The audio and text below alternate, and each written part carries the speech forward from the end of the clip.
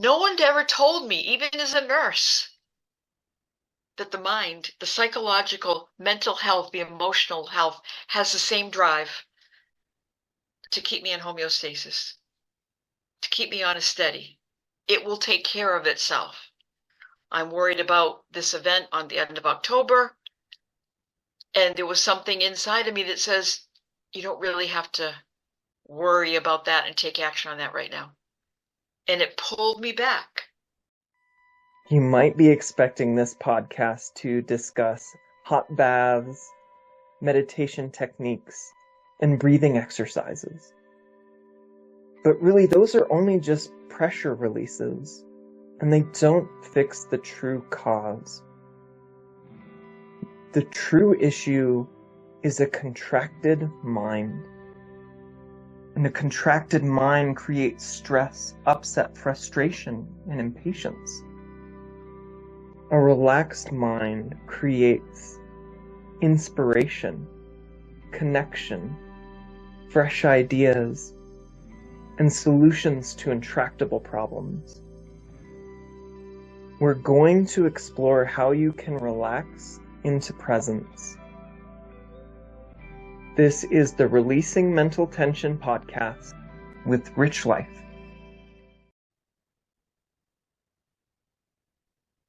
Welcome to the Releasing Mental Tension podcast. We're going to be exploring a conversation that can help you have less tension, have more creativity, and make better decisions. And I have a spectacular guest today with me. Her name is Wendy Williams, and she is a 3 principles educator, teacher, coach. She has a background in nursing and is currently a nurse as well. And so she uses health and wellness and talks about that, and also brings in a psycho-spiritual understanding to talk about how your mind works, how it's kind of like a machine. And if you understand how it works, then you can live a more fulfilling life. Welcome, Wendy. Thank you, Rich. It's wonderful to be here with you. This is great. Yeah, well, we will be discussing, sounds like we can talk about separate realities, or we can talk about, you were seeing something new and fresh that you were describing to me before we got on, which was that you used to make decisions and you would just kind of get in your head about them. You'd say, "Oh, it's not looking good," and get really upset and frustrated, and then make maybe a rash decision or a decision too early, too late. And Yeah, now you're approaching decisions in a different way. yeah, definitely. Yeah, it, as we've said in the 3 principles world or in this world of psychological understanding, there really aren't problems in the world. There are events and there are circumstances and there are things happening, but they're a problem to the degree that what I've come to understand in the past few months, I kind of like this, is I assign a score to things like, um, you know, um, there's an event coming up that I'm part of planning. It's at the end of October, and it's not as populated yet as I would like it to be.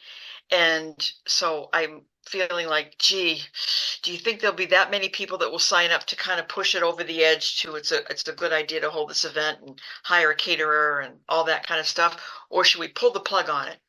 So yesterday I was feeling like, oh, not getting many emails of interest. Not many people registering. Maybe we should just call it a day and pull the plug on it. So that came in my mind. And before the principles, I would have seen the date on the calendar, October 25th. Need to have 15 people to make this a financially prudent thing. It's the 29th of October. There are less than 15. What are the chances I'm going to get 15? Not very good. I'm sad. I feel bad about it, but I'm going to be a big girl and I'm going to do the right thing and I'm going to pull the plug on it. And so I had those feelings yesterday and those kind of sensible things to do. And I was feeling blue about it because I really want this thing to happen. I'm excited about it. And then I said, nah, there's nothing to do today on Sunday afternoon. There's nothing to do.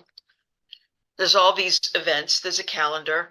There's the reality that I don't have registrations to the numbers that I want. Those are factual. Anybody could agree to that measurement. But the score that I assigned it yesterday as being like a 9 or a 10 and a real drag. What I've learned with the psychological understanding of the principles, with the opportunity to be, I loved your introduction, to be more creative, to be less stressed or less anxious. You'll have to repeat it for me, but it's like that opportunity is always available 24/7. So does that mean I don't take action and I just sit there and wait for? No, it doesn't mean that. But it also means that I don't have to rev up the engine and put gas on a decision yet. That may end up being my decision, but making it almost a month ahead of time seemed a bit too soon to make that decision. And it also seemed based on me feeling a little bit of self-pity and what have I not done to advertise it well or something like that, right? So that kind of I've learned, and it was really kind of remarkable to wake up this morning and look in my email. Nope, nothing's changed. No registrations. No more dumps into my Venmo account to show that somebody registered and paid the dues. And the calendar's still the same. The calendar hasn't changed. It's one day closer, as a matter of fact. But I woke up not the score of it from an 8 or a 10 is down to like a 2 or maybe a 1. It's not for me to worry about today, and not so much worry like wring my hands, but it's not actionable today. I don't need to take action today or yesterday. But in years gone by, I might have taken my subjective feelings about it, how I was adding up the numbers yesterday, and said, all right, it's time to make a tough decision and just do it. And I'm going to disappoint a lot of people, and it's going to be bad, and I'm going to feel like a failure, and all these things that seemed very real. And by real, I don't mean as opposed to unreal, like I mean accurate. Like I'm making an accurate assessment.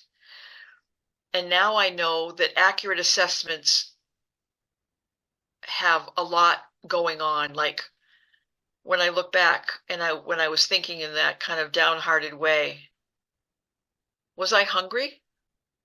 Was I feeling a little lonely? Was I feeling a little tired? As a nurse, I can tell you that hungry, angry, lonely, tired stands for HALT, means do not make decisions when you're hungry, angry, lonely, or tired. So when I look back over that kind of sour approach, maybe there was some of that hungry, angry, lonely, tired, maybe not.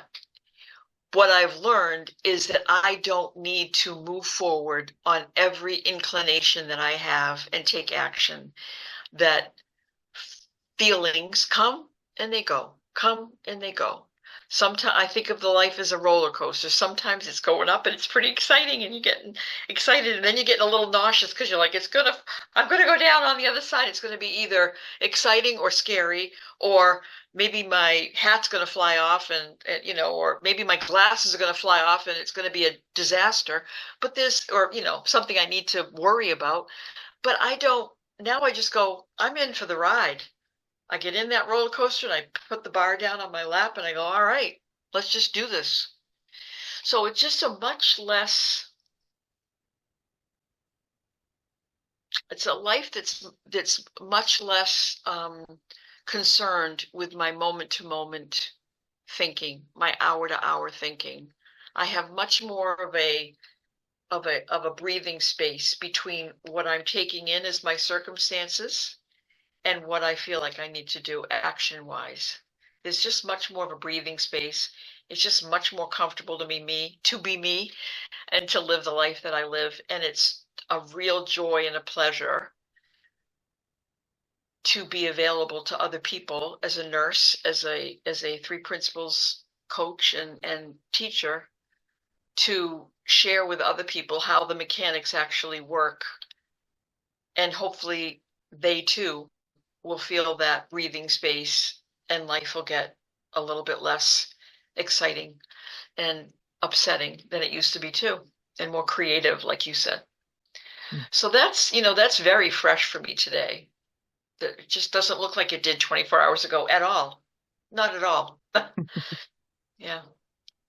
Well, and the interesting thing about that is that, like you said, nothing has really changed except for one day. And in fact, the one day closer should probably make you feel more concerned, but it's interesting that you ended up feeling less concerned. Yeah. And what that points to is that, like you said, that there are facts, that the facts are, hey, I don't have enough people right now. Mhm. And then you have a meaning making machine. So let's look under the hood. I liked your kind of engine approach. So we're going to look under the hood of our mental machinations and see that we have this meaning making machine. Yeah. And there's a very, very large gap between facts. Facts are just neutral too. If they're real facts, if they're facts filled with meaning, they have a lot of energy and emotional charge, and they can be good or bad. But the facts are just neutral. And then there's a difference between that and all of the meaning that we make of them. And what you're pointing to is that meaning changes over time.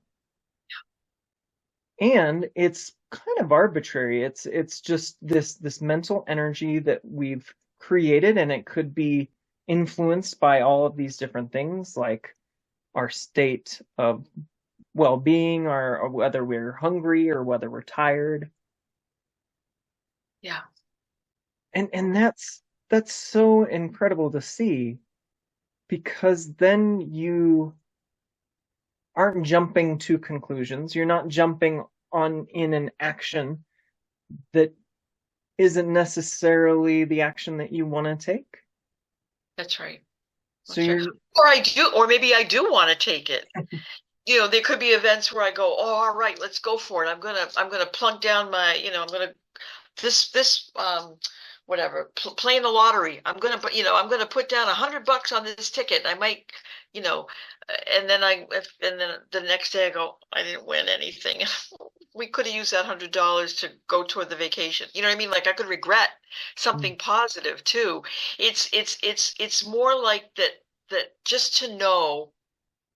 I love, too bad you said it first, but it's one of my favorite ways to describe it. Human beings are meaning-making machines 24/7. 24/7, that's what we do. And the way I was raised and the way I think I was enculturated and why this inside-out understanding is so fascinating to me is because I'm not alone in this, is that I was raised up and trained to say things have inherent meaning and they will hurt you or help you. And it's my job as a human being to minimize the things that will hurt me and to maximize the things that will bring me good things. As though those things literally had the ability to beam anxiety into me, had the ability to raise my blood pressure, had the ability to make my heart race, had the ability to make me worry. Everything is completely neutral. Even my husband, who loves me, is completely neutral.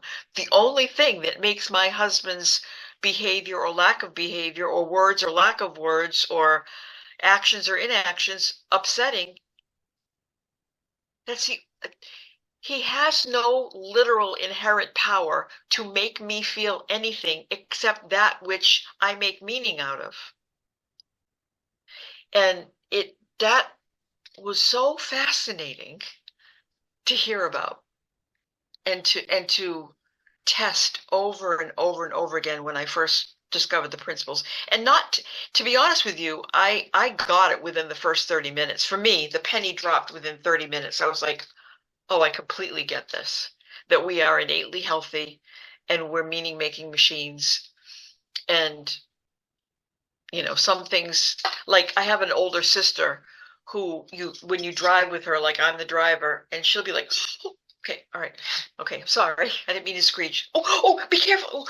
With every car, every press of the gas pedal, every press of the brake, there's threats all around. 360, everywhere you look, there's a threat. And driving with her is really not much fun.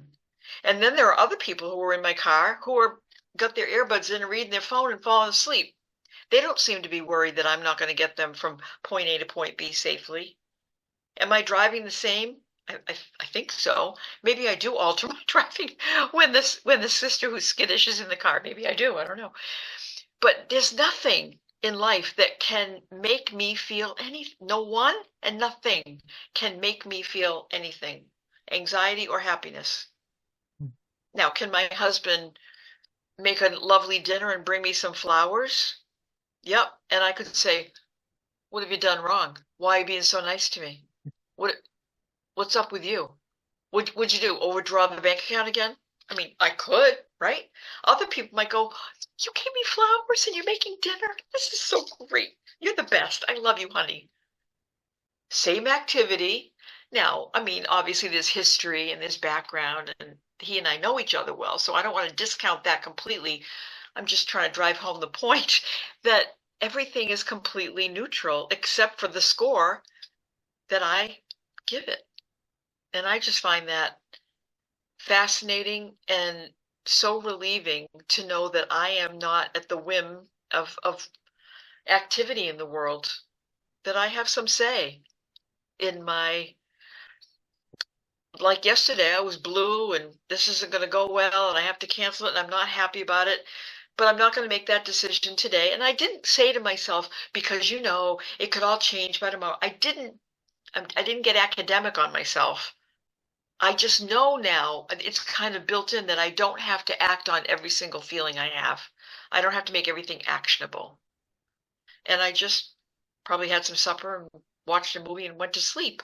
And I woke up today and I said, again, same things, but I'm thinking about different ways of talking about this event and advertising. It's just a different day. And it's different. And that's the way it's always been. And that's a use of your creative imagination. So I talk a lot with my clients about imagination, because when we were kids, we used our imagination to create dragons and fantasy, exciting sword fights with sticks, of course. And we never lost our ability to use our imagination. It's just that we use our ability for more serious things, for adult things, for like, well, we use our imagination for, oh, if we have to cancel, everybody's going to be upset, and we imagine that in our minds, and I'm going to be sad, and we imagine how we're going to feel. And then it's so funny because the same imagination, the very next day, you're now imagining different ways that you can get people to engage with the event. And so it is one of the secrets to creativity, is to be able to use your imagination in a different way. Not that you have to like say, okay, I'm going to use my imagination now and I'm going to change how I'm doing it. That's not what you did. You No. let that meaning making machine make some meaning and you felt it, and then it changed. And then because you weren't holding on to anything, you weren't holding on to the story of, oh, it's not going to happen, now your imagination is working in a different way. Yeah, I really like the way you're putting that plus sign between there. Like, yeah, I didn't take action yesterday, and I did put a pause on things, and it wasn't because I said, I bet I'm going to see it more positively tomorrow and come up with something creative tomorrow. I just chose not to act on it in the moment. I just chose that option, and I could have chosen something different. But when we're here today and we're talking about what's cool about this understanding for you, Wendy, right? That's pretty cool about this understanding for me is that I made that choice yesterday, and today things look different, and things look different in a more positive way. I suppose I could have woken up today and I would have been even more convinced, like, yeah, we just need to fish and cut bait, and that could have been, and that I don't want to imply that there's any right answer. Like, Mm. this was the right thing to do, and now I know what the right thing to do. It is what it is, right? Now, there are some times in life when we have things that we can do that are either right or wrong. Like, should I run this red light because I'm really in a hurry and I need to get where I'm going quickly? Should I run this red light? There are things that are not, right or wrong, if you will, good or bad, up or down. Yeah, certainly that is the case. But in many of these things, suppose I did pull the plug on it and then something happened tomorrow or the next day that somebody said, oh, by the way, I'd like to subsidize your event at the end of October and I'd like to give you $1 million.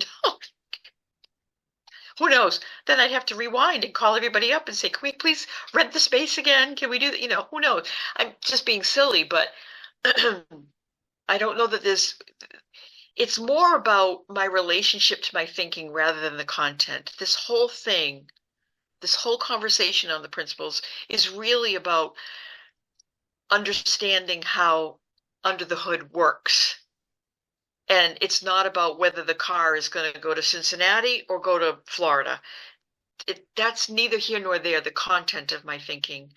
It's more like, am I working with the system as it's built, or am I working against it? And I would say for the first many years of my life, I was working against the system, which said everything out there has a score and a meaning, and it's trying to mess with me. And I need to minimize it. And now I don't see it that way. I just see it that it's my meaning making that's creating the score. And it used to be the opposite. And now that I'm working with the way the system's built, just a lot easier. A lot easier. It's something you can relax into. Mm-hmm. Mm-hmm. When you see what's under the hood, it's not something that you get caught up in as much and turned around and twisted around and I think that's just a lot of us. Me too. Like and I'll still like I feel like for all the things we Yeah. talk about, we still get caught up and twisted around and yanked around by our stories, our meaning, Circumstances or yep. our circumstances, our meaning that we're attributing to outside circumstances, and we lose sight of the fact that it's all internal. It and so, but if we see it a little bit more, just a little bit, it doesn't even have to be that much. It changes your relationship Mm-hmm. with Mm-hmm. your experience of life. Absolutely. Absolutely.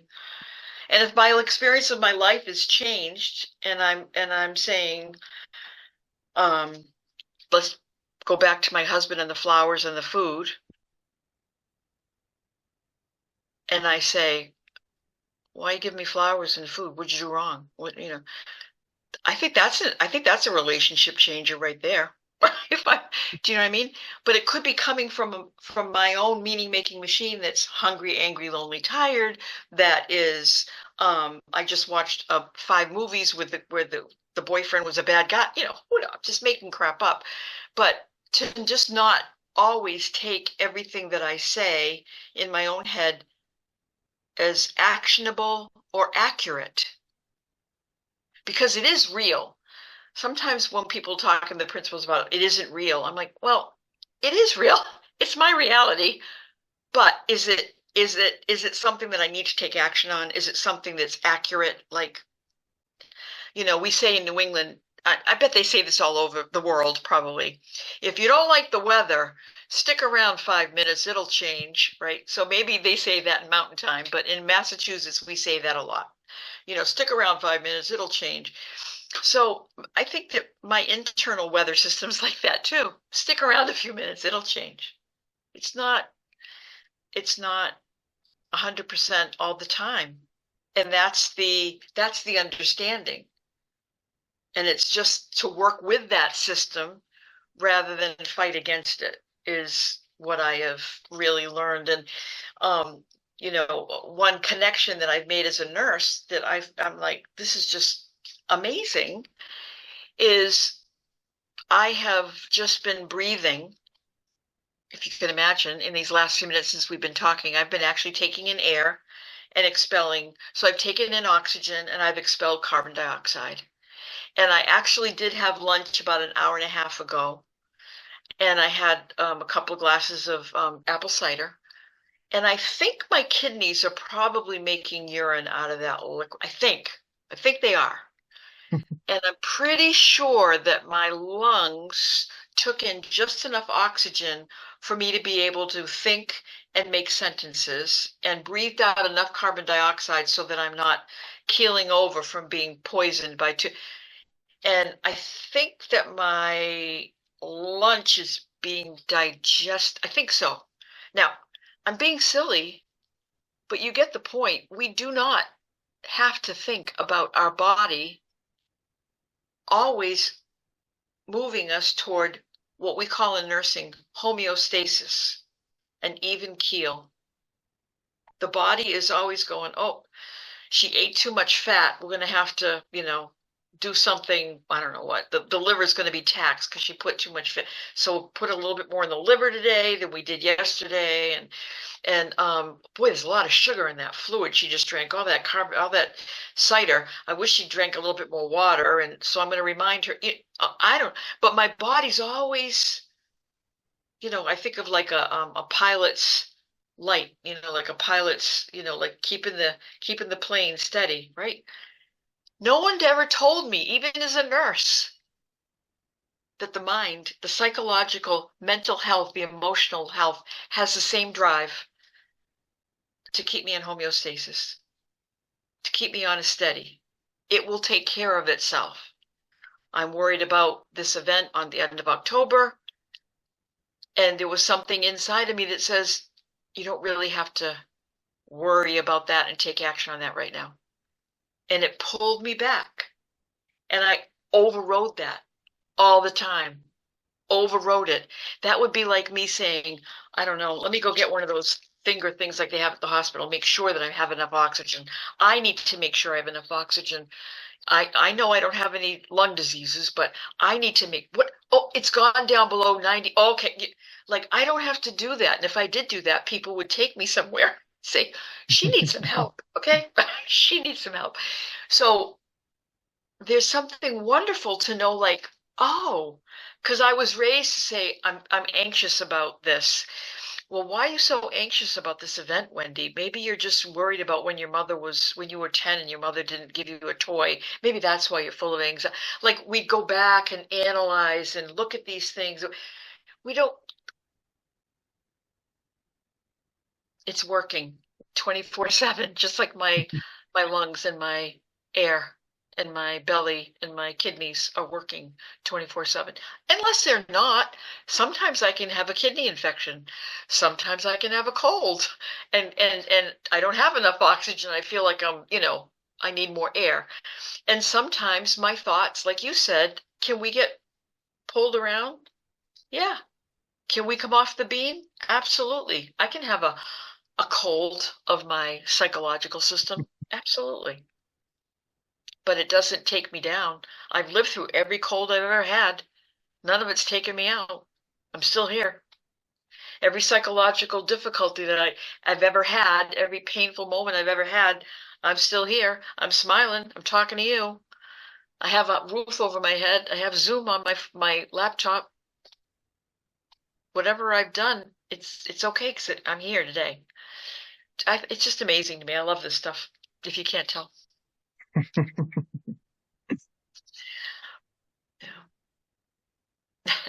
I love the hands-off approach because I was not the hands-off approach for most of my life. Especially, so 2 years ago, it kind of hit a head where I was trying to manipulate my feelings and my state and control as much as I could. In fact, I did this technique where I would put my fingers together and try and create a feeling state. And so like this was joy and this was calm and this was I don't know something else, a positive feeling state that I would have on call in my hand, literally at the tip of my fingers. And I thought I needed it and I thought it was working. But I learned that I don't need to do that. It's a complete hands-off approach. No, it's not a hands-off approach to life. You still do things and take action, and that's where some of the confusion is for some people. They're like, well, I'm just gonna do nothing and I'm just gonna become a couch slob. And I'm like, no, no, you're just going to do nothing up here. It's a hands-off approach to your own mind. Mm-hmm. And if you can approach it that way, Mm-hmm. there's so much relaxation and a trust that you can build. And I know that Sid Banks and a lot of the Three Principles teachers say again and again, don't take our word for it. Right. Go and test it out, which I'm sure you've done. It sounds like you've done your tests and I've done my tests and see, can I let go even just a little bit, even for 5 minutes, and see what happens. And the interesting thing is that we've had that experience. Like you and I are sitting here calmly, and what if some kid was playing softball across the street from my house and a softball came crashing through my window right now? And it's like, oh my gosh, I'll be right with you. And when you and I were talking about something, lovely and like we're talking, but I was like, oh gosh, there's glass all over my living room floor. Can we pick this up tomorrow, Rich? And then I might call you tomorrow and I'll say, you won't believe that kid was so rude and he did this and he did that and his parents came and yelled at me for having windows that were too soft. I'm being silly. But what I'm saying is that we can be taken out of our current state in a nanosecond and we don't. So it's been happening our whole lives where our state of mind alters and changes with circumstances anyway, and we just haven't necessarily recognized it as such. Does that make sense? That we can be swept away. We can be thinking like, oh my gosh, I'm so nervous, I'm so anxious, I'm so nervous, I need to touch my fingers in this particular way. And then something weird happens, a big loud noise, or our baby falls out of her crib or whatever. And you're like, oh yeah, what was I worried about before? And it doesn't even, you can't even recall it anymore because it's literally come and gone. And so that's happening all the time where we're just in life and it's doing its thing all the time. And we have been assuming that, for me, I've been assuming that I needed to,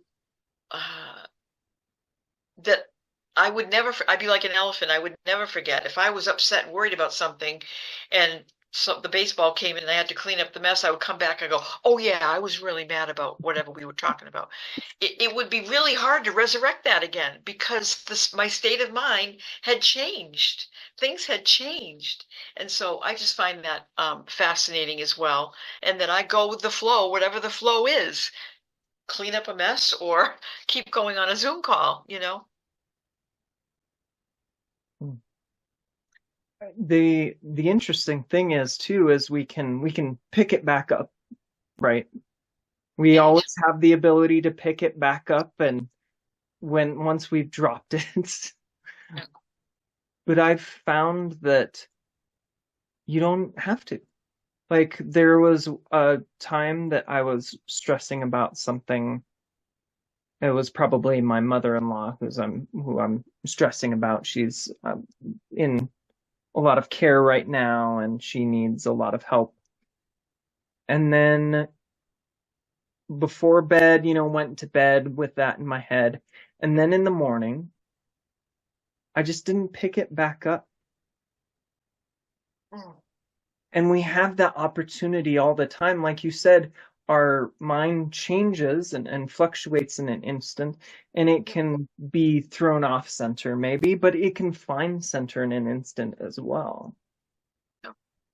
And what we can do is every single opportunity that lets us drop it, because we don't drop our thinking. It's not something you can Yeah. do. It's not an action that you can be like, okay, dropping the thinking now. It's like it's sticky. It's like trying to get it off your hand and you Right. keep shaking it, but it's sticking. It just falls away on its own and not through anything that we do. And if you know that, then you can let it drop away and then not pick it up. And it's okay if you pick it up too. Like that's a part of the process as well, is just picking up and dropping, looking into the meaning and taking life really seriously, believing everything that we think. Yeah. And then a couple minutes later being like, oh, why was I even thinking that way? Mhm. Right. Right. Right. Yeah, it's the relationship to the thought machine that is so interesting to me is that my thought machine is working 24/7 and sometimes things look really actionable and accurate and I really have to take action and other times it doesn't so much. And like I say, it's not about the content and the decision that I finally make. It's about the fact that there's a breathing space between me and what I am making up about it, my meaning making. There's a breathing space. There's a little bit of a, well, maybe I should take action on that, and maybe I won't. And the other part for me too, Rich, is that I've given up on the idea that I'm supposed to have a lovely life 24/7. I don't have that. I have that desire, I guess, but I don't believe that life owes me 24/7 chill or homeostasis. I'm going to get colds. I'm going to get kidney stones. I'm going to get pneumonia someday. I'm going to break a hip someday. Or whatever. I have had, XYZ numbers of surgeries. I have had car accidents. I have had, and it's nothing to be resentful about. But boy, living the life that I have, living the life that any one of us has, is so much easier when I use my built-in under the hood machinery in the way that it was designed rather than fighting it and not using it the way it was designed. It's just a qualitative difference that I really appreciate. And, there are some people who get in touch with the principles and learn about it. And you might have heard the old adage that supposedly Sid Banks would say, if you're listening to this tape and which you probably don't even know what a tape is, but I do.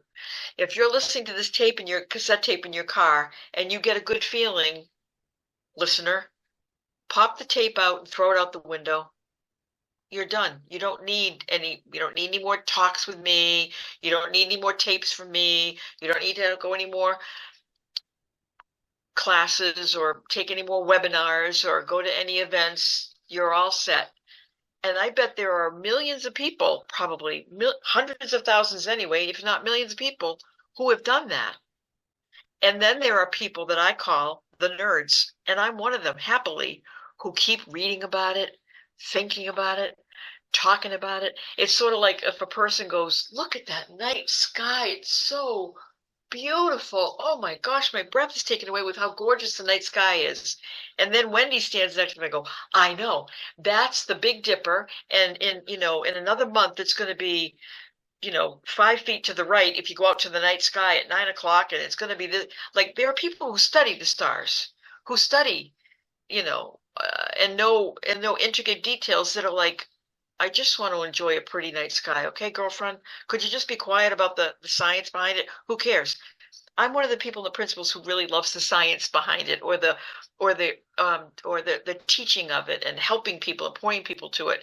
But I'm all excited if somebody goes, oh, wow, thank you. That's so much easier. Now I understand how my mind works, and I never see them again on another webinar. That's cool. I just happen to be in the group of people that likes to talk about it a lot and think about it and review it. Well, there is a draw to that for me too. And in fact, I know that I am going to be spending the rest of my life exploring this and sharing this.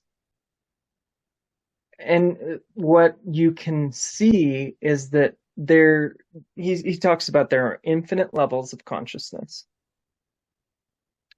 And the more simply that we see it, the more deeply we understand it, the more enjoyable and rich life becomes. And I tell my clients that all the time. I tell them that there's always an opportunity to see in a more simple way and in a more deep way. And you don't have to. It's not like you can have a really great life without ever even having found the principles or Right. looking at them or studying them or listening to a single tape. Right. And which I do know what cassette tapes are, by the way. I'm a little older than I look. I look like I'm 12.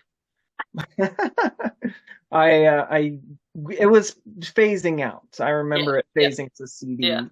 Yes, yeah, when I was young. yeah. So, but One of yeah, the joys of people in my age group, I'm 66, and one of the joys in the people in my age group is when we were in high school and college, if you liked somebody, you made them a mixtape. And that took hours of time. Hours of time. Because you'd have to put them, you put it in and you put it on pause, and you'd find the song that you really liked, and you'd put the radio up against the and wait till this guy announced the song, or you put it on your record player, and it was like a thing, and it took hours, but it was what do they call that when it was cultivated, or that's not the right word, but whatever the right word is, where you really just got just the right music to really speak your deep love or admiration for the person that was getting the mixtape. So yeah, it's quite something. I remember getting a tape and getting something off the radio, a song off the radio that I Yeah. really. Oh yeah. Oh, And you had to, it was time limited, oh yeah. You had to get the record just right. It was just right. something Yeah, else. just And right. now look at us. We have access to millions of Oh, songs. please, this is the streaming. Yep, yep, It meant yep. something back then. Yeah, that's right. That's right. Back in the Yeah, day, like now, that's different from when my parents said I had to walk 5 miles in the deep snow to school, and you're complaining about a bus. And now I'm saying, you people, you don't know what it's like. We had to wait for once a year before we could see the Wizard of Oz in April on a Sunday night. We had to wait and sit there. Now you can watch the Wizard of Oz anytime you want. Oh my gosh. I hope I'm not going to be one of those cranky old people, but anyway. I love it. Yeah, Well, Wendy, I would like us to explore maybe one more detail sure. that you can share. So imagine that somebody's listening to this and they're up in their heads a lot and they're having a hard time making decisions and they are just struggling with their meaning making machine. We'll say that. What would you say to them? Mm. I think I would say I've been there. I get it. I so get it. It's not any fun to be where you are. Completely not any fun. I get it. And I also, I don't know you very well, person who's listening to this, I don't know you very well. But one thing that I have found really helpful as a nurse and somebody working with people in chronic pain or working with people who are trying to make wise decisions is if you knew that somebody that you loved deeply, like your sister or your niece or your daughter or your uncle or your brother or something, and you knew that they were struggling with, you were on the phone with them and they said, "Oh, I don't know what to do, and I'm a mess, and I'm a wreck, and should I go this way? Should I go that way? My meaning making machine is really on overdrive. It's driving me nuts." I would ask you what you might suggest to that person, how you might. And for me, what's worked in the past is I say, "Wow, that's a lot of thinking. I wonder if things would look clearer after a nice bubble bath," because I like a good bubble bath. I wonder, dear sister of mine, if, why don't we just hang up now? I'll go for a walk where I live in Massachusetts. You go for a walk where you live in Virginia, and we'll talk again in an hour. How's that sound? I might say something like that, which is basically Wendy's way of saying, take your foot off the gas pedal, without saying to them, you're thinking too much. Well, I would somehow ask them to have a different look at it in a way that's got a little bit more distance. So if it's somebody else that they know and love, or if it's taking a walk and let's talk again in an hour, things like that. So that's I think how I would, if somebody was really caught up, as we say in the principles, if they were caught up in their mind and their thinking, is A, I would say perfectly normal and natural. I get it. It doesn't feel very good. Um, and B, one way to think about it is what would you want for somebody that you love very much right now? If they were as caught up in their thinking about their thing, what would you want for them? And you'd want them to feel not quite so caught up, and you might suggest something. Um, and somehow, if there's a way for you to just pull your foot off the gas pedal, because the gas pedal will be there tomorrow. It'll be there in an hour. You can always come back to it. I think that's probably what I would say. If you want to. And I did say. Well, that what you're doing there is you're depersonalizing. When we're so close to it, it we can only see that. But when we see it from a perspective of, oh, I'm helping someone else with it, it depersonalizes it. And we always have we can always give advice that we can't take ourselves. And that's why. Absolutely. That's why we can see that from another person's perspective and we can look into that and see it clearly. But when it's our own stuff or our And visual what I think that it does too, Rich, is it not only depersonalizes it and says, I can see things a little bit more clearly because it's not my problems that we're dealing with. But if I really do love that person and care about that person, then that's a primary factor is I really want for you to not quite be so miserable and caught up. And if I'm giving that kind of love to another person, it's not a typical thing for us to necessarily turn that loving kindness onto ourselves. So I find that when you say to somebody, what would you want for your sister? And they say, oh, well, I would want her to go take a bubble bath or go take a walk because she's just, she just needs a little distance between herself and her. Exactly. Sounds good. Doesn't that sound good? Why don't you try that for yourself? So that can be sort of jarring for people to go, oh, yeah, I guess if I would want to be nice to my sister, I guess I'd kind of want to be nice to myself. And that can be a new approach for many people, unfortunately. But I know it is for me, a new approach. Yeah. Well, I appreciate that. And if somebody heard something today that they said, I would love to reach out to somebody who works with people in chronic pain, or I would love to reach out to somebody who is exploring this like you are, how could they get into contact with you? Sure, sure. I have a website called forwardwithwendy.com. So it's www.forwardwithwendy.com. And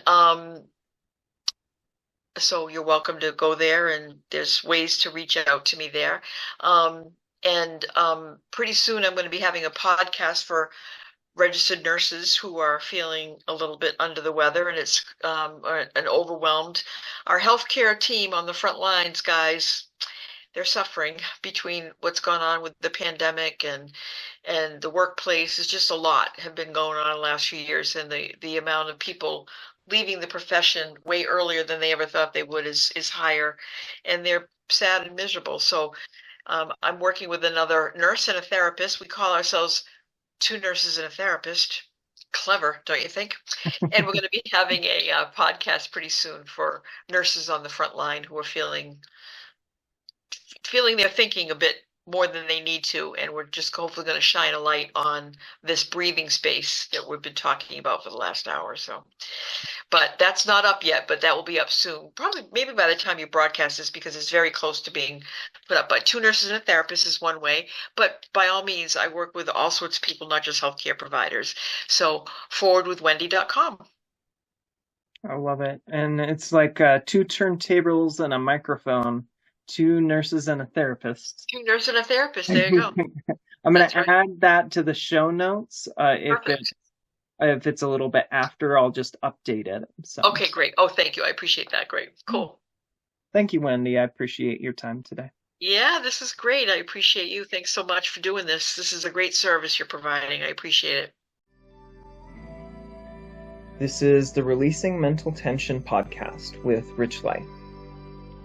I'm on a mission to help people release their mental tension because I know that it helps them to be more capable, creative, and compassionate human beings. And I need your help. Please like, comment, subscribe. If you'd like more resources, visit richliferealization.com. Your vibrant life is a single thought away.